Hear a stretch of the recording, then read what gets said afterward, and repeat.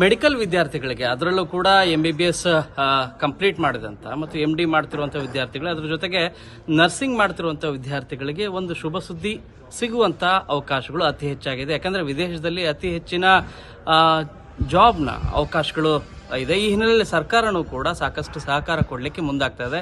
ಈ ಹಿನ್ನೆಲೆಯಲ್ಲಿ ಕರ್ನಾಟಕ ಸರ್ಕಾರನೂ ಕೂಡ ಇಂದು ಇಂಗ್ಲೆಂಡ್ನ ವಿವಿಧ ವಿಶ್ವವಿದ್ಯಾಲಯಗಳಿಗೆ ಭೇಟಿಯನ್ನು ನೀಡ್ತಾ ಇದ್ದಾರೆ. ಉನ್ನತ ಶಿಕ್ಷಣ ಸಚಿವ ಡಾಕ್ಟರ್ ಸುಧಾಕರ್ ಅವರಿದ್ದಾರೆ. ಅದರ ಜೊತೆಗೆ ವೈದ್ಯಕೀಯ ಶಿಕ್ಷಣ ಸಚಿವರಾದ ಡಾಕ್ಟರ್ ಶರಣ್ ಪ್ರಕಾಶ್ ಪಾಟೀಲ್ ಅವರು ಕೂಡ ಅವರ ನಿಯೋಗ ಭೇಟಿ ಇವತ್ತು ಕೇಂಬ್ರಿಡ್ಜ್ ವಿಶ್ವವಿದ್ಯಾಲಯ ಭೇಟಿಯನ್ನು ಕೂಡ ಮಾಡ್ತು. ಸೊ ಕೆಲವೊಂದಷ್ಟು ಫ್ರೂಟ್ಫುಲ್ ಮೀಟಿಂಗ್ ಕೂಡ ನಡೆದಿದೆ. ಬನ್ನಿ ಅವ್ರನ್ನೇ ಮಾತಾಡ್ಸೋಣ, ಏನಾಯ್ತು ಇವತ್ತು ಮೀಟಿಂಗ್ ಅಲ್ಲಿ ಅಂತ ಹೇಳಿ.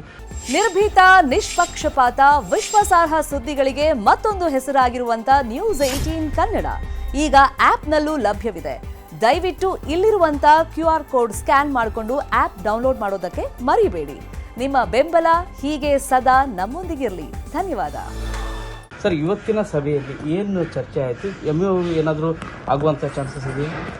ನೋಡಿ, ಇವತ್ತು ವಿಶೇಷವಾಗಿ ಹೆಚ್ಚಿನ ರೀತಿಯಲ್ಲಿ ವೈದ್ಯಕೀಯ ಶಿಕ್ಷಣ ಇಲಾಖೆಗೆ ಸಂಬಂಧಪಟ್ಟಂತೆ ವೈದ್ಯರ ಫೆಲೋಶಿಪ್ ಬಗ್ಗೆ ಚರ್ಚೆ ಆಯಿತು ಮತ್ತು ಎಕ್ಸ್ಚೇಂಜ್ ಪ್ರೋಗ್ರಾಮ್. ಇಲ್ಲಿ ಅವರು MBBS ಮಾಡಿದ ನಂತರ ಇಲ್ಲಿ ನೇರವಾಗಿ ಬರಬೇಕಾ, ಇಲ್ಲ ಅವರು ಪೋಸ್ಟ್ ಗ್ರಾಜ್ಯುಯೇಷನ್ ಮಾಡಿ ಇಲ್ಲಿ ಯಾವ ರೀತಿ ಬರಲಿಕ್ಕೆ ಅವಕಾಶಗಳು ಹೆಚ್ಚಿದ್ದಾವೆ ಅಂತಕ್ಕಂಥದ್ದು ಮತ್ತು ವಿಶೇಷವಾಗಿ ನರ್ಸಿಂಗ್ಗೆ ಸಂಬಂಧಪಟ್ಟಂತೆ ಹೆಚ್ಚಿನ ಬೇಡಿಕೆ ಇದೆ.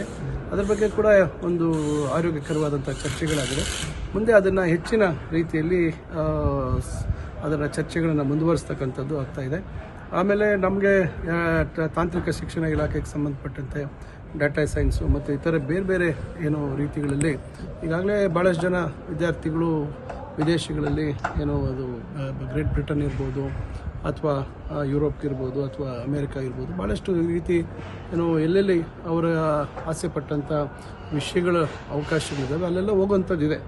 ಆದರೆ ಇನ್ನೂ ಹೆಚ್ಚಿನ ಸಂಖ್ಯೆಯಲ್ಲಿ ಭಾಷೆಗೆ ಸಂಬಂಧಪಟ್ಟಂತೆ ಈಗ ಇಂಗ್ಲೀಷ್ ಪ್ರೊಫೆಷನ್ಸಿ, ಕಮ್ಯುನಿಕೇಷನ್ ಸ್ಕಿಲ್ಸ್ ಇರ್ಬೋದು, ಬೇರೆ ಬೇರೆ ದೇಶಗಳಲ್ಲಿ ಆ ಭಾಷೆಯನ್ನು ಕಲಿತಾಗ ಮಾತ್ರ ಅವರಿಗೆ ಅವಕಾಶಗಳು ಹೆಚ್ಚು ಆಗುವಂಥದ್ದು, ಲಭಿಸುವಂಥದ್ದು ಅವಕಾಶ ಇದೆ. ಮತ್ತು ಓದೋದು ಒಂದೇ ಅಲ್ಲ, ಉದ್ಯೋಗ ಮಾಡಿ ಪಡೀತಕ್ಕಂಥದ್ದಕ್ಕೆ ಅವಕಾಶಗಳು ಹೆಚ್ಚು ಮಾಡ್ತಕ್ಕಂಥ ನಿಟ್ಟಿನಲ್ಲಿ ಇವತ್ತು ಒಂದು ಪ್ರಾಥಮಿಕ ಹಂತದ ಚರ್ಚೆಗಳಾಗಿದ್ದಾವೆ. ಒಂದು ನಮ್ಮ ಉನ್ನತ ಶಿಕ್ಷಣ ಪರಿಷತ್ ಮುಖಾಂತರ ಒಂದು ಒಡಂಬಡಿಕೆಯನ್ನು ಮಾಡಿಕೊಂಡಿದೆ. ಅದರಿಂದ ಮುಂದಿನ ದಿನಗಳಲ್ಲಿ ಹೆಚ್ಚಿನ ವಿಸ್ತೃತವಾದಂಥ ಚರ್ಚೆಗಳನ್ನು ಮಾಡ್ತಾಯಿದ್ದೀವಿ.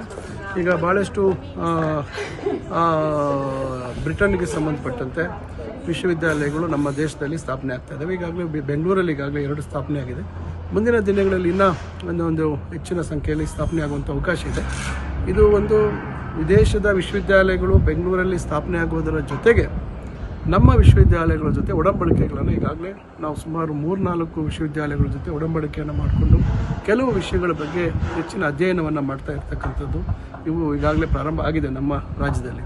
ಅದರಿಂದ ಇದನ್ನು ಮತ್ತಷ್ಟು ಹೆಚ್ಚಿನ ಒಂದು ರೀತಿಯಲ್ಲಿ ಮುಂದುವರಿಸ್ತಕ್ಕಂಥದ್ದಕ್ಕೆ ಏನೆಲ್ಲ ಬದಲಾವಣೆಗಳನ್ನು ತರ್ಬೋದು ಅಂತಕ್ಕಂಥ ನಿಟ್ಟಿನಲ್ಲಿ ಚರ್ಚೆಗಳನ್ನು ಮಾಡಿದ್ದೇವೆ. ಬಟ್ ವಿದೇಶದಲ್ಲಿ ಓದಬೇಕಂದ್ರೆ ಶುಲ್ಕ ಒಂದಷ್ಟು ಜಾಸ್ತಿ ಆಗುತ್ತೆ, ಅದ್ರ ಬಗ್ಗೆನೂ ಕೂಡ ಸರ್ಕಾರ ಏನಾದರೂ ಸಪೋರ್ಟ್ ಮಾಡುತ್ತಾ? ಮತ್ತು ಈ ಸರ್ಟಿಫಿಕೇಟ್ ಕೋರ್ಸ್ ಬಗ್ಗೆನೂ ಕೂಡ ಚರ್ಚೆ ಆಯಿತು, ಏನಾಯಿತು?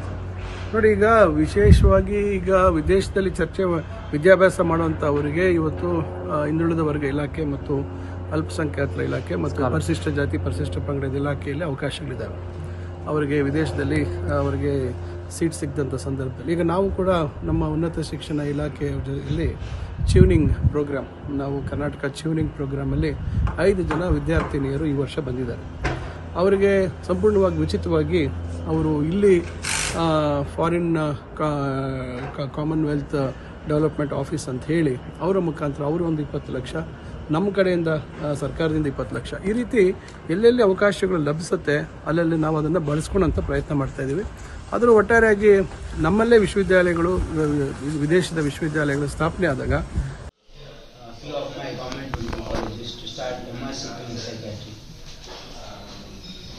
Would that be a positive? So we have MRC psych, and as I say, I'm involved with the Royal College of Psychiatrists, and they're very keen to do things internationally. So we have just opened up colleges. Perhaps that is something that we can further discuss. Yeah, absolutely. This is the same in the UK, and I can imagine that it's probably the same, if not worse, in India, and that's why people seek opportunities. So when the consideration of an internship, I would be really interested to open such opportunities the nurses and your allied health professional workforce. Graduates had had suicidal thoughts in the last year.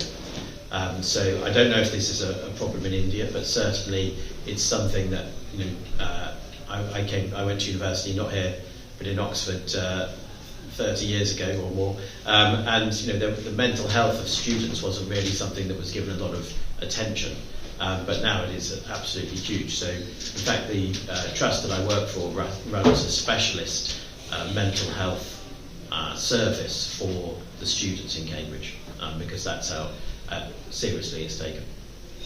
Same thing is happening in India also. Can people come in for a fellowship within the trial unit to kind of get research experience, etc.? Well, I'm making this up on the fly, but because it's a short notice thing, but I don't see why not. Yeah. You know, I think this is the beginning of a conversation. I do surgery, so my neighbour is a transplant surgeon, and actually there's not that many transplants going on, so they have people from all over the world coming and doing a year's fellowship in transplant surgery. Absolutely. Do loads and loads of liver transplants, and then they go and the next people move in. And so for those sort of niche and specialist things, I can see it working really well. I think, you know, if you get a couple of academics sitting down together over some coffee, it will be no time at all before, you know, some plans are hatched and new projects are flowing. And yeah, people welcome. Our researching it is very, very open. We're always welcome. And if anybody wanted to come and visit that, you'd be warmly welcome to come and look around. The research culture here is very, I know because I've worked in both. I had the pleasure of going out to China, where I learnt an awful lot about how they do things, particularly healthcare at scale. And we've also had a very successful collaboration with Qatar, which was much more developed. And that was something where we were spending a lot more time in Qatar, but we were doing a lot of education, particularly around their psychologists and their clinical workforce, to sort of to try and help them with that. So I think I was contacted on Friday about the visit today, but I'm absolutely delighted to be here. I'm delighted to start the conversation, and I'm delighted to say that my organisation is very willing to have conversations and develop international collaborations and work with other people, because I think it can only be good for the people of Cambridgeshire, but also the people in the populations that you serve. And that really is what pretty much everyone in this room is about, and that's what our common ground is. So I hope that's a reasonable summary. Was that what you were hoping for, Rajiv? Yeah, that's very fine. And if anybody had any questions, please feel free to tweet. And some people like they work here for some time. Few of them have come back and one or two are still here. I mean, there are people coming here after MBBS. That is easy to talk about. There is not much of good quality intensive care training at the moment in India.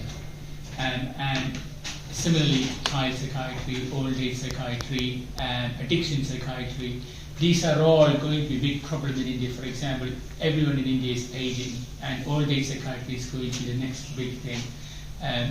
But the training pathways are not there. So what these guys and what we are saying actually is we can establish those higher specialist training. That would be one tier. So clinical training is the first thing. And the second thing is to aid India to create the tier of clinician scientists or clinical academics. That doesn't exist in that form at the moment in India, and we can help with that. And the third thing that we are saying actually is we can actually train these people to do exams, but exams, most of the UK exams are are based in the UK practice. So unless they come and work here, it is quite hard. MRC psych exam is a very difficult exam to pass. My specialty exam is very difficult exam to pass. So our attrition rate is about 30% pass rate at the moment, or even less sometimes. So unless they work here, unless they see the practice here, it would be very hard for them to pass the exam. And I do deal with quite a lot of colleagues from India and quite a lot of junior doctors from India, and I can put hand on my heart and say that people do need a degree of adaptation and degree of, I guess, our way of working or the way that we work here before they embark on the exam. Definitely we would like to have some sort of collaboration here, and especially for student exchange, if possible, for the methodology what is being taught here, so whether they can get an exposure, and the way of teaching, that what you have structured, the 6 years course where you said that grounded basic science is taught, and then before they are introduced to the clinical aspect. So that's you see in our place as well. After they enter into the, basically they are taught anatomy, physiology, but it takes 1.5 years, 2 years for them to enter the clinical system. Still, we would like to study how the system works here and how we can improve upon our system so that the quality improves long run. So India being a huge country, and Karnataka especially being a state where we have 72 medical colleges, 72 medical colleges with an intake of around 10,000 every year. And that being the medical side, we have around 45 or something dental colleges and around 800 nursing colleges. So it's definitely huge numbers, but at the same time we would like to have collaboration with various universities to adopt the best practices what have been adopted, so that we are now want to focus on the improvement of the quality as well. And definitely post-graduation is a big challenge for us. Probably you might be aware, because of the huge population of India.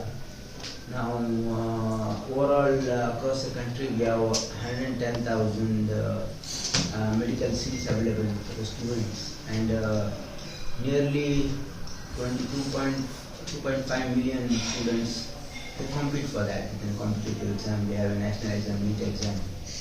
So there is a huge demand for students to do medicine in India especially. And most of them, they are looking, recently I have conducted a study abroad in Karnataka. So most of the students, if they don't get an opportunity, they like to go to other countries. And because not only medicine, I mean to say, any for higher education definitely. Now they will be interested to go. So we had invited various other universities to come and showcase, so that we can have a common platform, so that we can connect students to the universities, so that they will get all the options available. So these are the priorities. So definitely intensive care is one of the very what you mentioned. Now we want to focus on that. So what kind of training is being used here, and what we can adopt that. We can have a exchange program for this. Absolutely, and we can organize that. So again, I will talk for intensive care. And I am lucky enough. Are less inclined towards that, but across the country people come to Karnataka to study nursing, because we have so many nursing colleges, and also now in the recent times we have started a physiotherapy college, allied sciences colleges, and we do have a huge students there and graduates there. And now we are like, most of them do work, but now we are also introducing them various other languages for them to facilitate them to go abroad, like especially with the huge demand from Germany, from Japan, from Italy, and other countries from Middle East, especially for nurses. And I'm trying to introduce this German language and Japanese language to the students who get admitted in these courses. If they want to go to those countries, then from the beginning itself, if they learn the language is the only barrier. So then they'll have an opportunity to go and work abroad. There's huge demand across the globe for this, and I have been approached by at least a Council General of 3 countries for this. Yeah, that sounds exciting, and Globe for this, and I have been approached by at least a Council General of 3 countries for this. yeah, that sounds exciting, and it's ನಿರ್ಭೀತ, ನಿಷ್ಪಕ್ಷಪಾತ, ವಿಶ್ವಾಸಾರ್ಹ ಸುದ್ದಿಗಳಿಗೆ ಮತ್ತೊಂದು ಹೆಸರಾಗಿರುವ news 18 Kannada ಈಗ ಆಪ್ನಲ್ಲೂ ಲಭ್ಯವಿದೆ. ದಯವಿಟ್ಟು ಇಲ್ಲಿರುವ QR code scan ಮಾಡಿಕೊಂಡು app download ಮಾಡೋದಕ್ಕೆ ಮರಿಬೇಡಿ. ನಿಮ್ಮ ಬೆಂಬಲ ಹೀಗೆ ಸದಾ ನಮ್ಮೊಂದಿಗಿರಲಿ. ಧನ್ಯವಾದ.